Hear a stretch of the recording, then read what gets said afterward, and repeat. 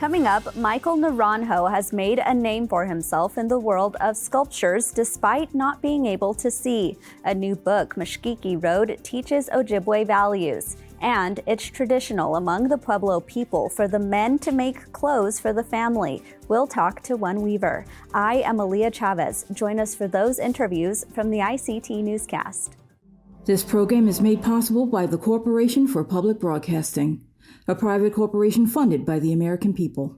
Arizona State University welcomes 3,500 Indigenous students from Arizona and across the nation. It serves one of the largest populations of Indigenous students among U.S. colleges and universities. We created a sense of place for tribal nations to create futures of their own making through community outreach and research, taught by world-class Indigenous faculty where they see a reflection of themselves and their experiences. Find community at ASU.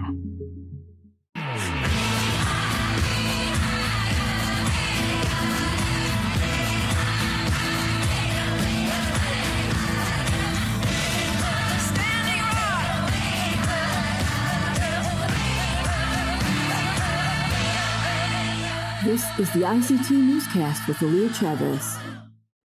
Amirawa Hopa, thank you for joining us.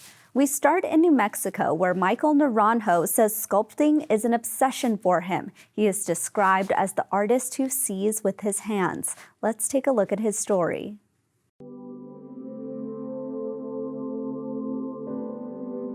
Sculpting is an obsession to me. I have to do it.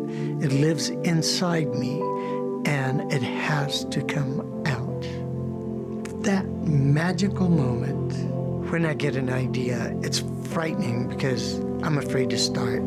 But once I start, it's like magic. And then it happens. It's like a baby that has to be born. My sculptures are my children. People are drawn to Michael because his work is more than sculpture. It's a story about a person who succeeded in doing what he was told he couldn't do. I was 22 and drafted into the Vietnam War. I had made it into the jungle and saw a Viet Cong. Suddenly he turned towards me and our eyes met. For a split second we looked at each other and I shot. I felt this ball roll into my hand. It exploded and I never saw the light of day again. About 2 weeks after the grenade blast, there was a fly that landed on my face, and I thought, that fly can see, why can't I?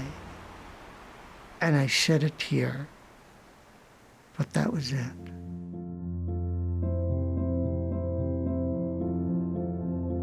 I was laying in a hospital bed, and a volunteer asked if there was anything I wanted. After 3 days of laying there bored, I asked for some water-based clay. I used to play with my mother's clay. And I thought, if I can still make something, I can still be a sculptor. So I thought, what do I make? What do children make when they're starting? They roll out a little ball, and they pinch off the ends.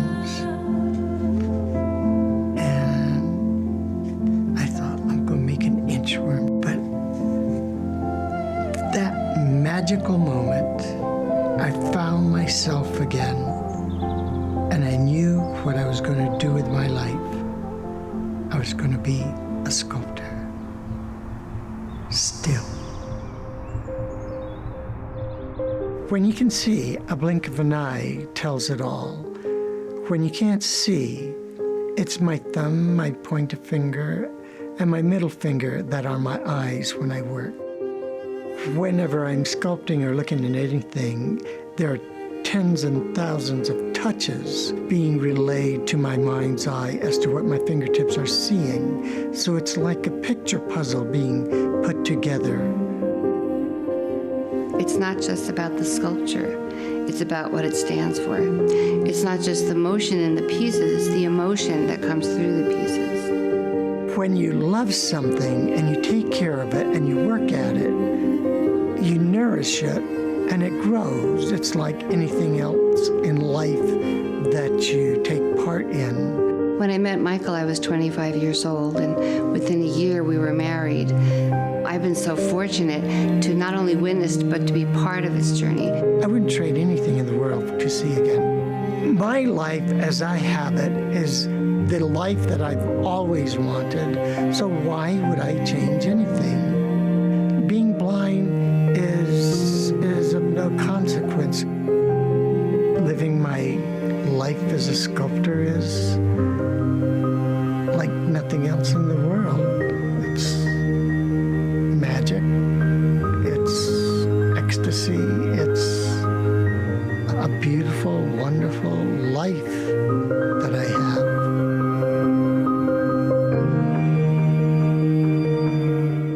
Michael is truly an incredible artist. His sculptures show movement and expression. That was evident in his first piece of art.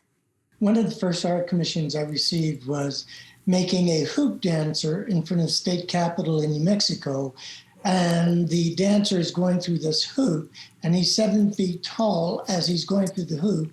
And if he stood up, he would be about, somewhere between 11 and 12 feet tall. So it was quite a project for me to work on, being able to only use one hand and no eyes. That sounds like quite the project. You also lost, as you just mentioned, the use of your right hand. Maybe talk about how you've been able to sculpt such large pieces using, such limited tools. I guess visual imagery comes into the picture a great deal. Memory is also, because I don't have anything really to look at or go by, photographs or anything, so it's all within my head. So the image in my mind relays messages to my fingertips, and what my fingertips are touching sends messages back. So it's quite a project to keep everything in proportion. It's kind of like a picture puzzle, I always say, putting everything together and making it work. You work with children who are blind, and you also teach sculpting. Do you also work with veterans groups? I have on occasions have created workshops with veterans, yes.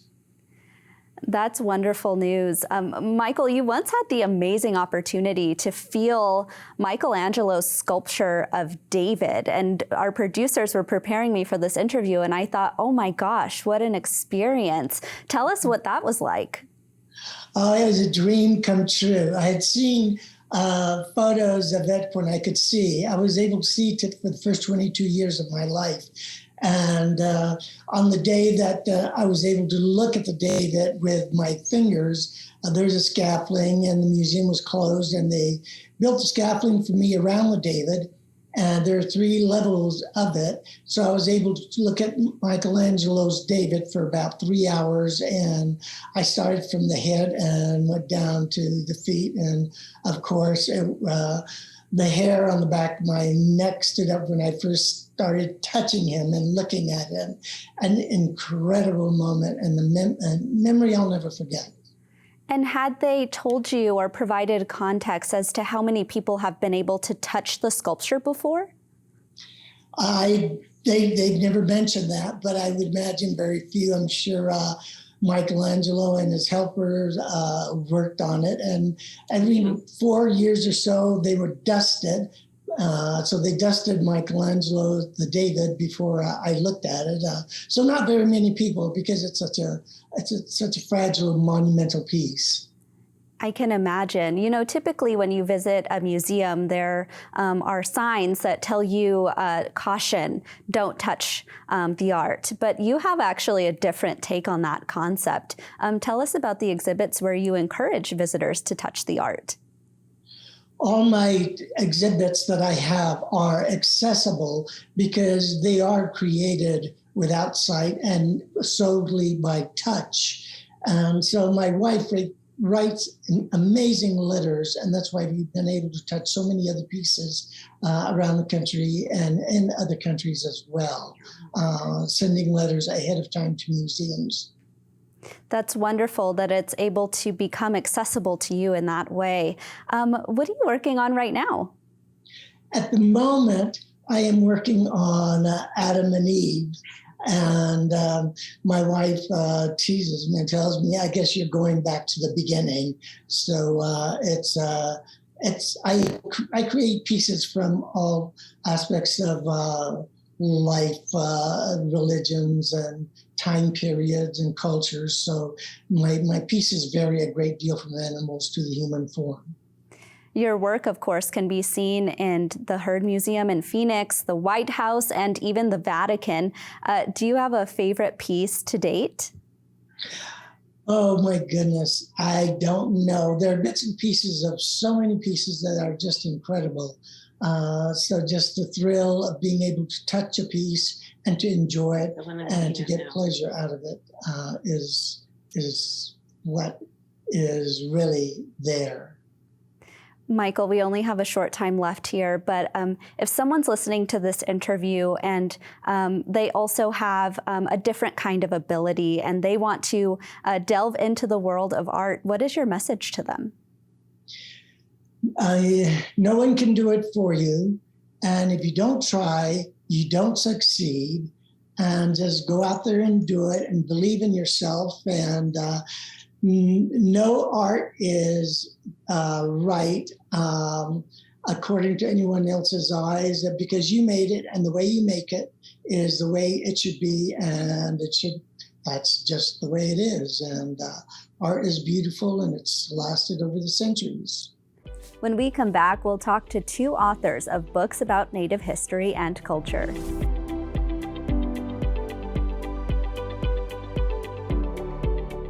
Returning Home is a book about the Intermountain Indian School in Utah. It was the largest federal boarding school that operated between 1950 and 1984. Farina King is an associate professor of Native American Studies at the University of Oklahoma and is one of the three authors of the book. It's really feeling that intergenerational trauma that my own father almost died by trying to run away in a snowstorm from a boarding school in New Mexico, and hearing all these stories from my aunties, uncles, cousins, even, it is hard. But what was inspiring about this was actually a good friend of ours named Jesse Holiday from Sabi in Disguise, which is Monument Valley. It's famous for the iconic images in movies, and I identified as the West, but it's Dene homeland, and it was where Jesse was from. So I started to see that Jesse had artwork. He'd do watercolors of home, and I talked to him, and he told me he also went to boarding school. And I thought, whoa, where's this disconnect of, he told me that he actually learned how to do paint and watercolor in boarding school. So that was very impressive to me, because I thought, about all these dark aspects and sensitive aspects of boarding schools. But he then told me art pulled me out. That's how he got through a lot of those hard times, was envisioning home and expressing that through his art. And we found that with poetry too. So putting that together in a book was also what Intermountain alumni asked us to do. And we felt like we had to do that for them, for their children too, and posterity, that they know they're artists, they are poets, even though they went through so much hardship. Let's actually talk more about that. Is there a specific poem that stands out to you, when you were doing this research and ultimately what ends up in the book? Yeah, absolutely.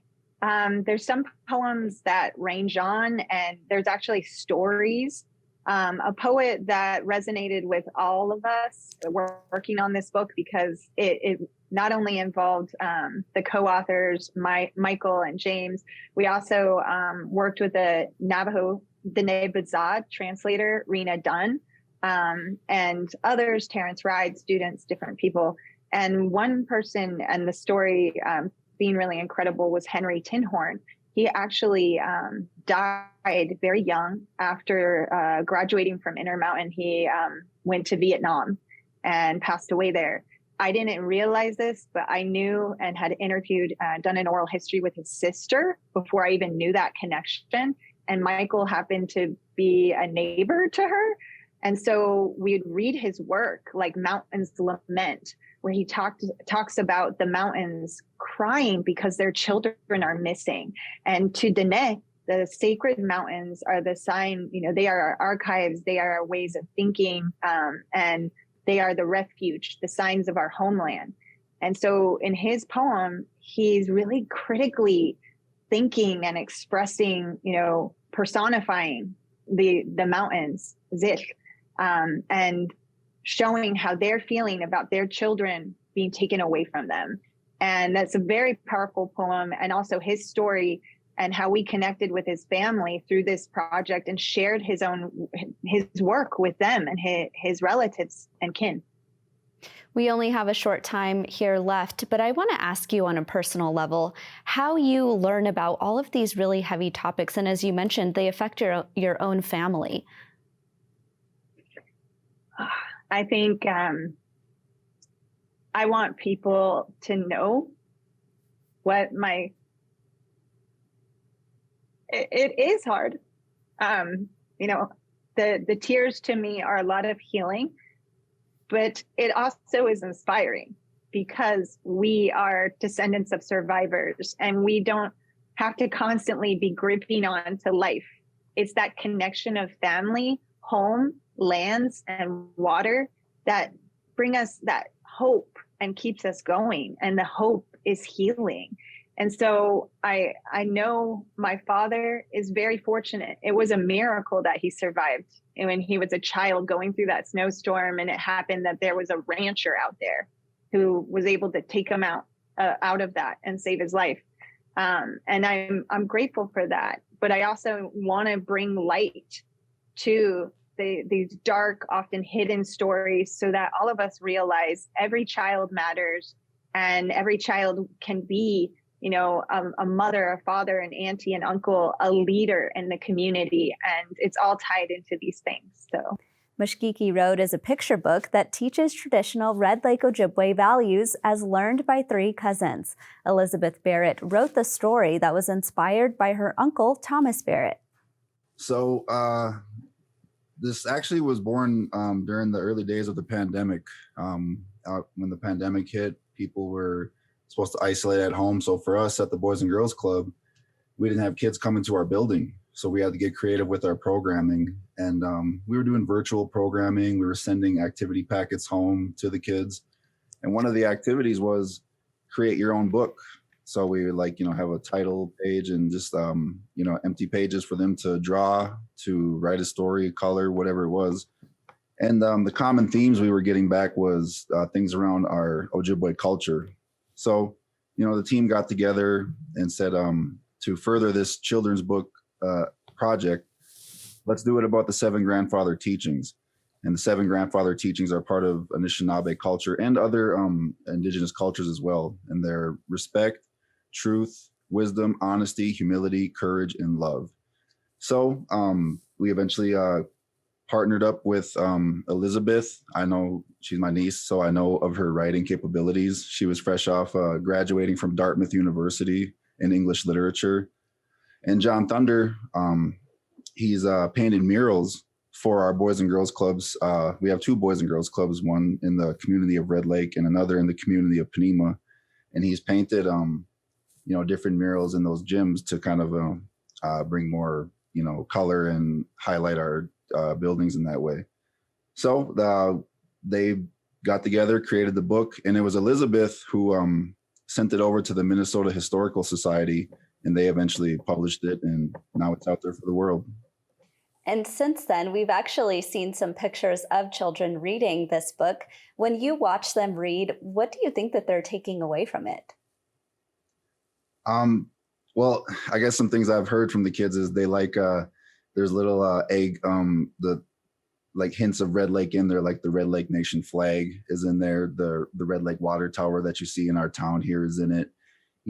Jonathan Thunder, in his unique artistic way, dropped those little Easter eggs in there. And then it's cool to see that they're gaining some knowledge about Ojibwe culture in that way. And it's even more cool to see non-Indigenous or non-Ojibwe, kids and people pick up this book and they can learn a piece of our culture in this way. So it's really empowering to see young people read this book and learn about their culture.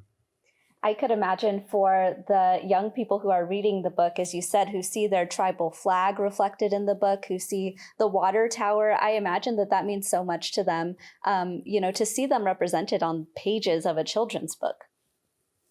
It is, it's something we try to do at our Boys and Girls Club is, expose them to Anishinaabe values and culture, and to, let them know that you could be proud of being from Red Lake and be proud of being Ojibwe. So when they see things in like this professionally made book, it's like, hey, I know that flag. I live by that water tower. To see those things, it's hopefully it's one more thing that makes them feel proud about being Red Lake. Among the Pueblo people, it is not uncommon to see men making traditional clothing for their families and communities. That's what Chris Velarde does. He is the cultural arts specialist at the Poe Cultural Center near Santa Fe, New Mexico, and he teaches weaving classes. Here in northern New Mexico, weaving has disappeared. So what I'm trying to do is I'm trying to bring back just the basics of belt weaving. And that consists of the rain sash belts, the white sash belts, as well as the colored belts that we use for ceremonial purposes. Over the times have changed a lot. We used to use our traditional belts, which is black, red, and green.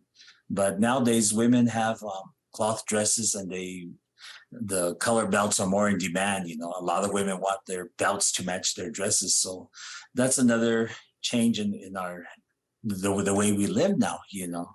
There weren't very many weavers here in northern New Mexico, so I decided it was time to start teaching. And I've been teaching here at the Poe Cultural Center probably for about 5 years now. I teach a weaving class, and I usually start in the springtime with a basic class, and then I go into rain sash belts the next semester, and the next one is colored belts with designing, And we do a lot of educating on belts, because nowadays there's a lot of people who are just not spinning their yarn or their material, and that's what makes it a lot tighter and makes it last longer.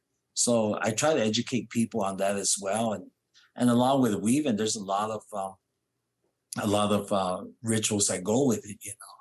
I had a student that was very upset with weaving because he just couldn't pass this design that he was working on.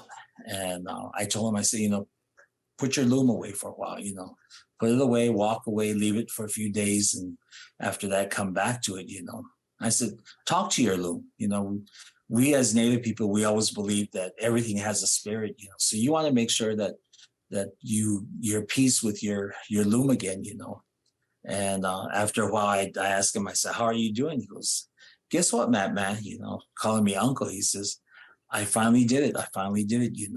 I said, sometimes you just have to walk away, So there's things like that take into aspect of weaving. It's just not that you're weaving out there and you're making something to sell, A lot of work goes into it, the pain, the tears, the happiness, the prayers that go into it is always important, We always want to make sure that the buyer or the person that we're gifting the belt to, receives all these blessings that go into it, and they realize the work, the amount of work that's done to it, But I enjoy it. I've been weaving probably for about 12 years now. There's changes, of course. When I was first taught, it was strictly men.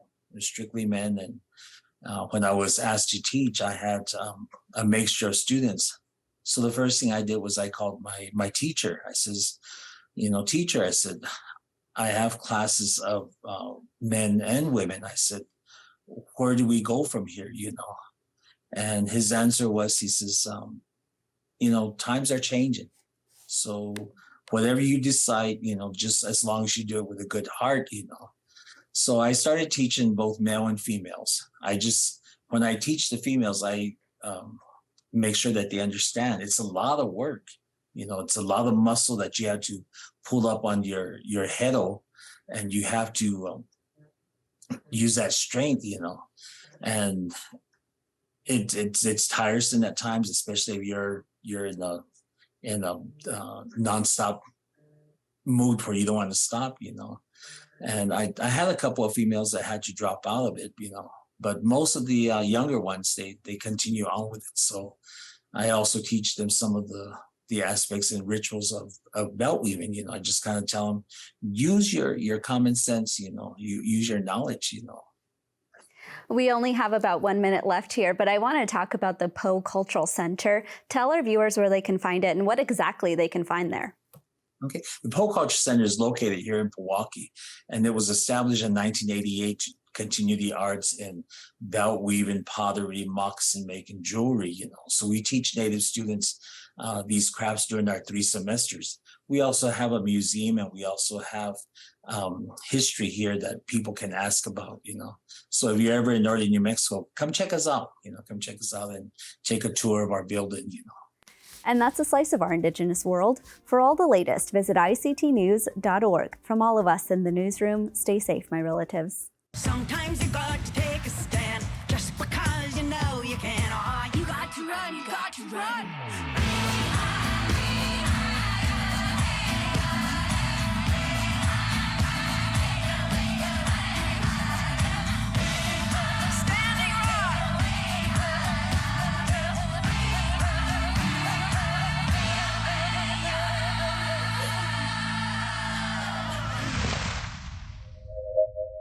The Sand Creek Massacre, the betrayal that changed Cheyenne and Arapaho people forever, focuses on tribal accounts of Colorado's deadliest day. Exhibition details at historycoloradocenter.org. This program is made possible by the Corporation for Public Broadcasting, a private corporation funded by the American people.